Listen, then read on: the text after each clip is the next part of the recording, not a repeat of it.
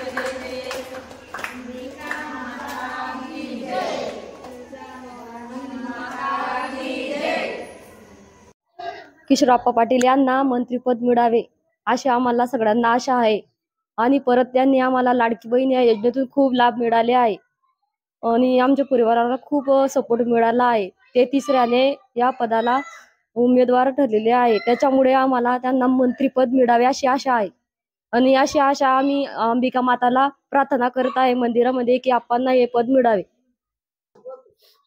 आपण त्यांना मंत्रिपद मिळावं आणि एकनाथराव शिंदेंनी सर्व लाडक्या बहिणींना लाडकी बहीण योजना ही दिली, त्याबद्दल त्यांचे धन्यवाद।